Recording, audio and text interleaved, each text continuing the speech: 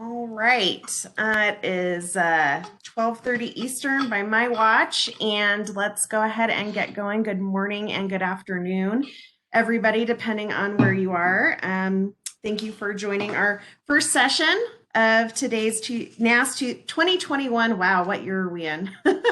Virtual conference. I'm Maggie Toulouse Oliver, NASS President and New Mexico Secretary of State.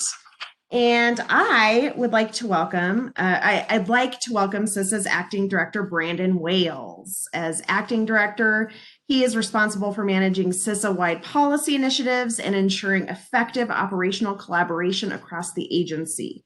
Beyond this role, Acting Director Wales has a long, distinguished career with the department. In that vein, he will be speaking to us today about CISA's cybersecurity priorities and work in the new year. I know that I have personally very much appreciated our relationship with DHS and CISA, and I look forward to working with you, Acting Director, and the new folks that come into this new administration. I think my colleagues feel the same. So let's all give him a warm welcome today, Acting Director Wales.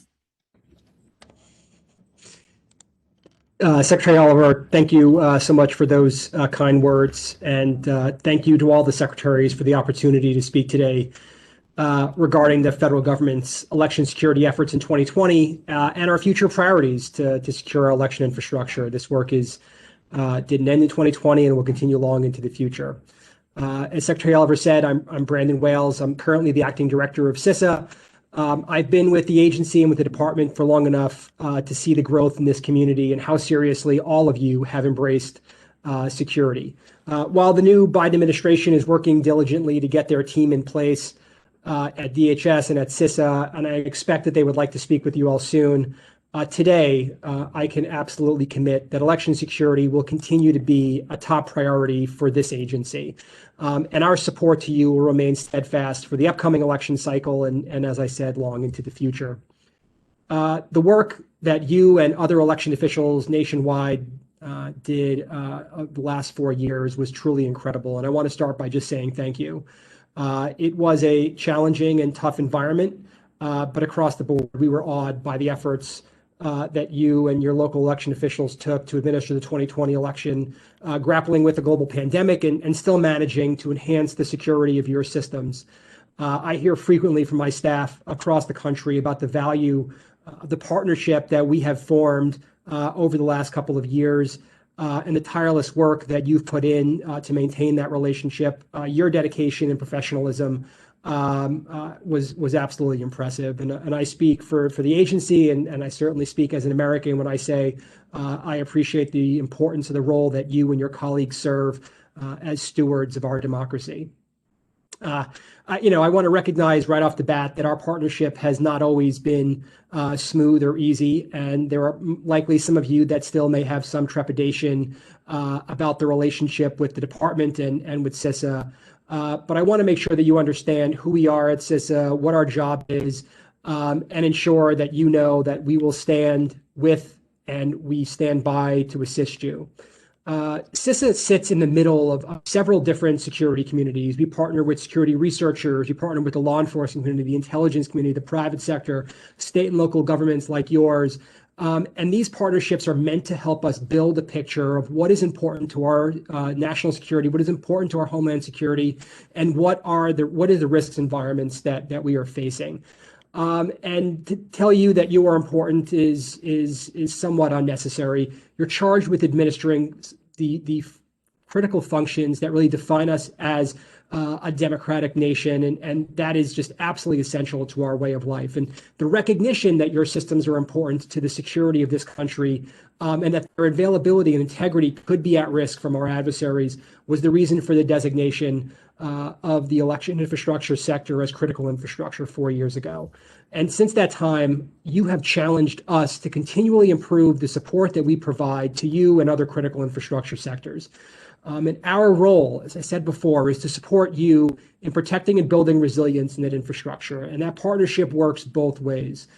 Through the services that we provide you, we have gained a better understanding of where risks live in your sector, which has informed the development and improved the products, guidance, and services that we offer. And we want you and your network defenders, as well as your local election offices and private sector partners, to have the information and resources needed to protect your systems and respond to incidents. CISA provides security clearances to chief election officials and designees in your offices so that we can share actionable classified information with you when needed. In light of the pandemic, CISA started to pre-vet classified updates with smaller groups of election community stakeholders to help provide the context that you need to make informed decisions about whether to travel to a secure facility to receive a briefing. And I know from speaking to some of you, this was an area of concern about making sure that the information you receive in classified briefings is really critical, it's really actionable. And we will continue to work with the intelligence community to improve this process, and more importantly, where possible, to downgrade information more quickly and get it out in an unclassified form. And I think we did that fairly well this year, and I'll talk a little bit about that in a minute. We also provide cybersecurity services, including vulnerability scanning, phishing assessments, penetration tests, all designed to help you secure your networks. We're able to deploy our hunt and incident response teams to help states get their networks restored in the event of compromise. And we also provide a variety of guidance documents, trainings, tabletop exercises, and more, all designed to help you do your jobs better. And then we utilize multiple channels to get information and alerts out to you, most notably the election infrastructure, ISAC, which has been a remarkable institution designed to get this community together, get it on the same page, and ensure information is flowing effectively from the federal government throughout the entire election infrastructure landscape. I want to highlight a few examples of how our partnership resulted in tangible benefits that we saw to election officials on the ground.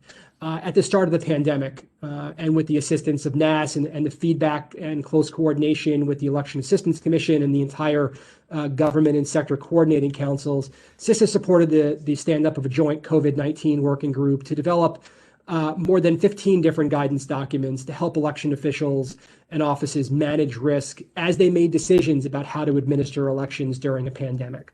CISA's responsibility was not to dictate what they should be doing. It was to meet states and communities where they were, providing the best advice we could. We also worked to arrange several opportunities for you to ask questions to the CDC and the U.S. Postal Service. And it is our hope that this work contributed to you all making the most well-informed decisions possible in these really unprecedented times. Last July, your teams and your local election official colleagues took part in our third Tabletop the Vote exercise, which included more than 2,000 participants from 37 states and the District of Columbia. These exercises for us are a great opportunity to game plan potential scenarios and are designed to help participants shape their response plans during the general election. And one of the major successes in the 2020 election was the speed in sharing intelligence with our partners and the public following the Iranian and Russian activity in October 2020. This is what I was talking about earlier, ways in which we look to find to get information out more quickly and not just rely upon sharing information in classified channels. Regarding the Iranian activity, when election officials alerted us to suspicious emails, we and our federal partners moved extremely quickly. It took only 27 hours to move from the identification of the activity to attribution, intelligence sharing, and a public press conference with senior government officials. This meant that our election official partners on the ground in the affected states knew who to contact in the federal government when the incident occurred and trusted us to make meaningful action on their reporting.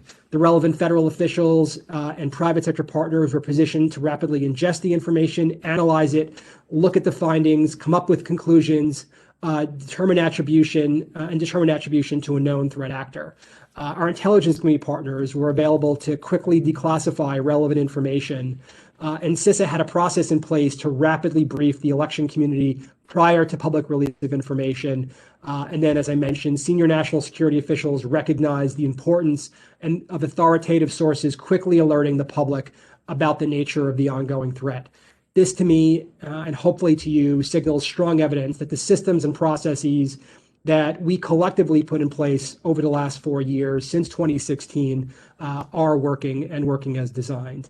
Additionally, and in part designed to counter the Iranian information we had set up our rumor control website to pre-bunk and ultimately debunk misinformation and disinformation related to election processes. And this agency continues to monitor for election-related disinformation. The most recent developments since the 2020 election in the cybersecurity world is the supply chain compromise, most commonly associated with SolarWinds software. This is a primary area of focus for the agency and our federal partners right now, and will likely continue to be so for several months to come. As we investigate or remediate the impact of this breach, we will continue to share actionable information with the election infrastructure stakeholders, including technical indicators to help your network defenders understand any potential impact to election infrastructure assets. At this time, though, I want to reinforce and stress we have no evidence that any election systems were compromised as part of this campaign. Should that change, we will certainly be working with the affected officials on that. The 2020 election behind us, we want to further build and strengthen our partnership with you and continue to offer support and engagement. And I recognize that some of the actions that CISA took in the last election cycle were controversial. And in response to that, and based on feedback that I've received from my discussions with some in this community, my direction to CISA and this agency has been clear. Let's get back to basics, providing the best cyber and physical security products and services and guidance to election officials. But we need your help to expand upon the foundation that we have worked to build over the last 4 years. And that's going to come in the form of helping us assess where we are now, how we can improve, how we can better support you, how can we better tailor our products and services, and ultimately, how can we grow and develop and evolve this partnership in the future. So please continue to take advantage of our resources and provide us that feedback so that we can ultimately help you secure the election infrastructure in this country. CISA's relationship with NASS is immeasurably important to us, and we look forward to continued partnership to ensure that our collective efforts to cultivate a safer, more secure, and resilient homeland are successful. Once again, thank you for the opportunity to appear before your members today, and I look forward to your questions. So thank you, and Secretary Oliver, I'll turn it back over to you. Thank you so much, Acting Director, for those informative remarks, and again, just really appreciate all of the work that you all are putting into helping us in the election community. So I think we have some time for questions for the Acting Director, and the way I think we're going to do this is if you can, I think you can raise your hand on this WebEx platform. So go ahead and raise your hand or put them into the chat box, and I'll go ahead and put it back so I can see everybody. Or if you want to just go ahead and unmute and ask a question, that's fine too. Let's see the chat.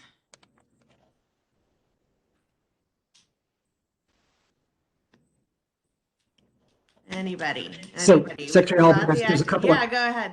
There's at least one question in the chat. What specifically would you have done differently based on the controversies you mentioned as you pivot to getting back to basics?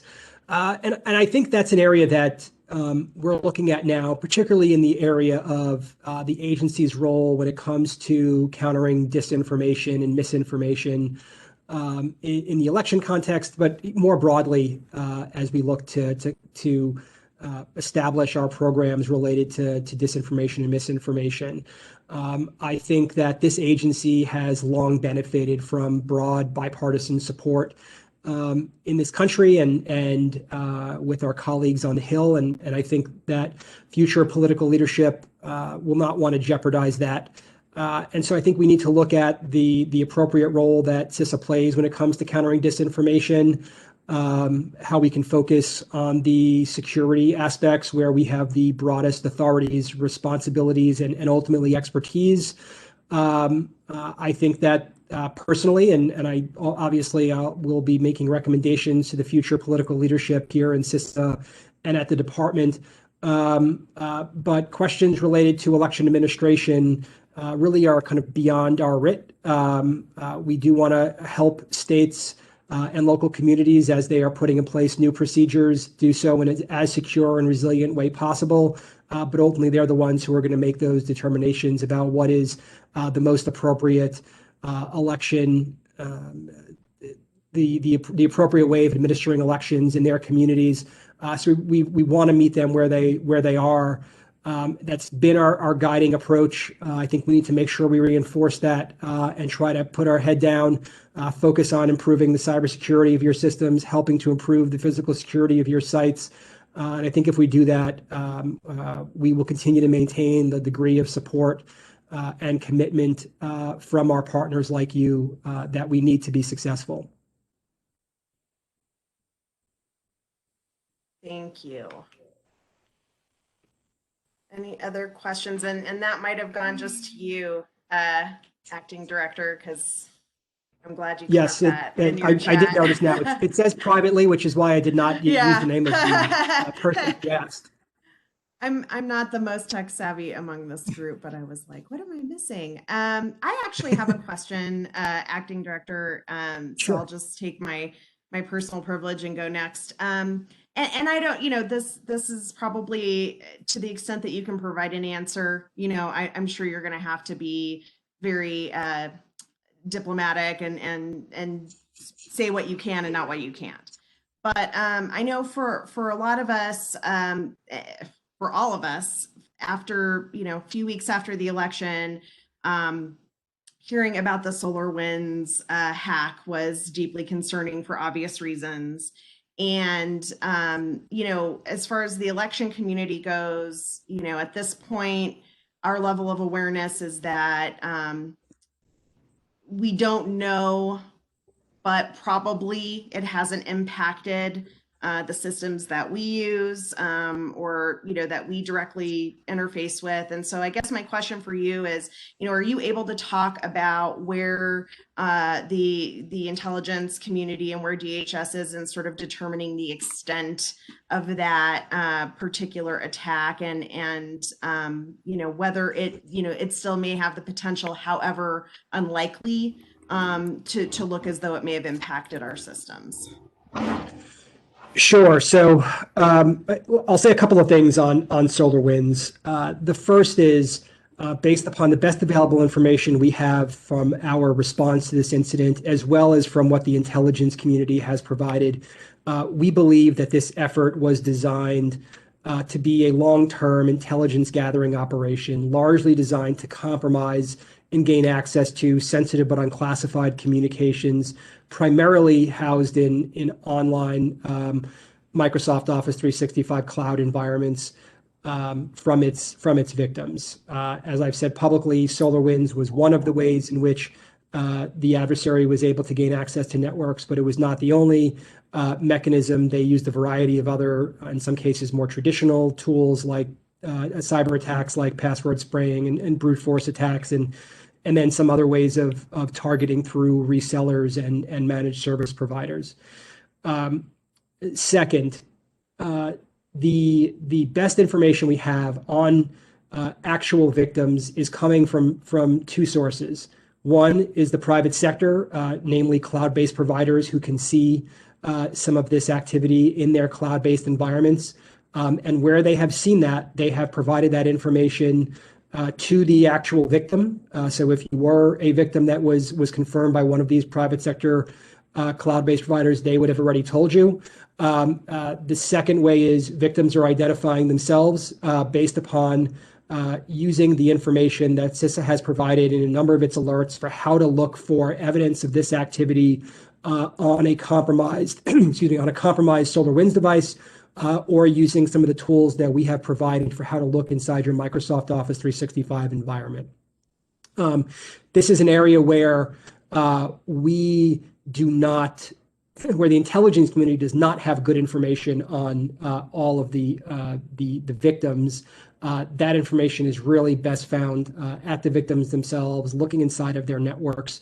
to determine whether they've been compromised. And we recognize that is a challenge. And if election officials have concerns, have questions about using the information that we've put out in our alerts or our tools, to please get in touch with us using the variety of mechanisms that you have. Check in with the MS, the EIISAC, who has helped some states run to ground cases where they may have a SolarWinds device that did have the malicious backdoor present, but that backdoor was not activated by the adversary. The system was never ultimately compromised because the adversary was very targeted in the places that it decided to activate that backdoor and gain access to victim networks. So that's a long-winded answer to say we don't have more information, and certainly if we do have information on any compromises in this community, we will be the first to let you know. But two, that in many cases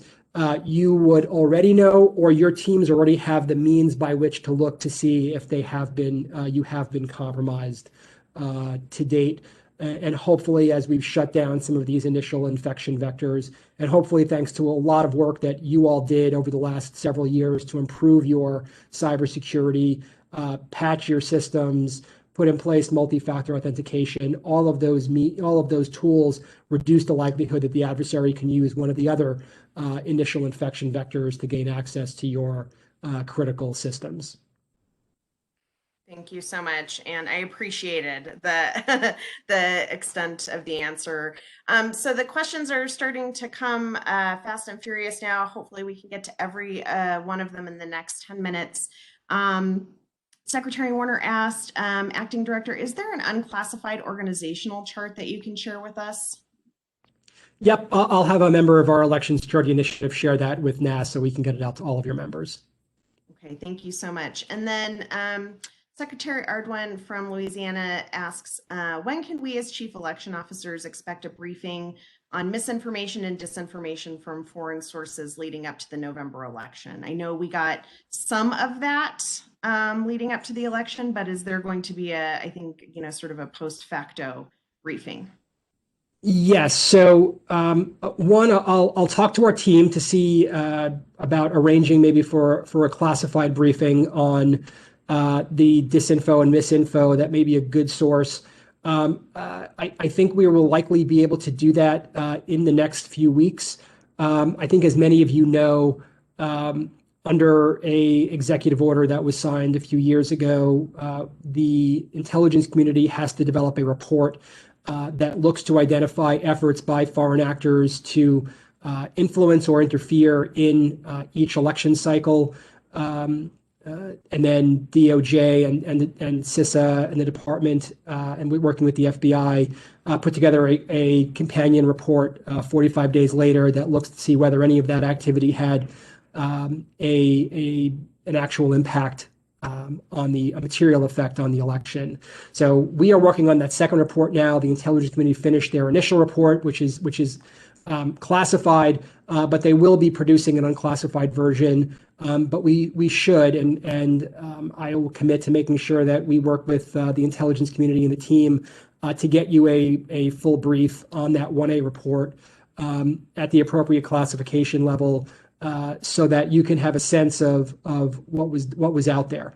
I will be honest, there was likely not much that was not already shared in the months leading up to the election, in part because we had a fairly robust process to get information out to you and your colleagues. So you should not expect something dramatically different to emerge from the presentation or briefing that you would get from this, or from what will likely come out publicly as part of the government's reports. But we can certainly make sure that that is a high priority for classified briefings to this community as soon as possible. Okay, that'll be great. Thank you so much. So a couple of big questions, and for the last 5 or so minutes of the presentation this morning, and maybe some fodder for future conversations with you all. But first, how can we work together moving forward to restore faith in our election security, and how long do you think it will take? So that's an area where, frankly, I'm going to ask your members that question. We have said during the entire election cycle that state and local election officials are the trusted source for this information. You are the people that the communities need to look to provide your citizens with accurate information on election processes, on the administration of the election, questions, concerns, and you're the closest to them. And so, what I would ask from your members is, how can we help you do that? How can we help you ensure that that the public has faith in our election system, and what can we do to work with you as we ensure that as we get closer to the 2024 midterm elections, and for many of you, obviously, the elections that will be happening in the off year this year, what can we do to help ensure that the public has faith and confidence in that, since that is so essential to the institution of democracy? CISA, we don't have all the answers. We're going to provide you with the expertise and advice we can in the places where we have it. But you are, as I said in my remarks, you are the stewards of democracy. And so we want to make sure that we are supporting your efforts. We are enabling you to speak confidently about areas that CISA has expertise in, and that we continue to point to you as those trusted voices to provide accurate information to the American people. We'll continue to do that, but if there are other things that we can do to support you, we stand ready to assist. Thank you. And I know that continued partnership is part of the key to being able to answer that question, I think. Last question I think we're going to have time for this morning, unless this is a quick answer for you, Acting Director. But we do have a question from a member of the media, Sean Courtney with Bloomberg Government. His question is, what role do you anticipate CISA having in this administration's shift to focusing on domestic terrorism? And how does your disinformation program fit into counterterrorism generally and domestic terrorism specifically? Sure. So we actually have a fairly significant role when it comes to domestic terrorism, based upon work that we do to support critical infrastructure, soft targets, the faith-based community, improve their physical security. So we're not just all about cyber, although that tends to be the focus that tends to be the overarching focus of the questions that we normally get and our presence in the media. We have a fairly robust program made up of individuals across this country who are working day in and day out with our critical infrastructure community to improve their security and resilience. This work has been long-standing from the department's earlier days, where we were born out of 9/11 and a focus on counterterrorism more generally. Inside the department, we lead a soft targets and crowded spaces executive steering committee designed to kind of coalesce the department's activities when it comes to supporting soft targets and crowded spaces, like special events, shopping areas, faith-based organizations, any place where the American public gathers together or engages in environments where there's not a significant physical security presence. And so we do a lot of work providing advice, providing recommendations, providing security services and vulnerability assessments and such. So we do a lot of work in this area.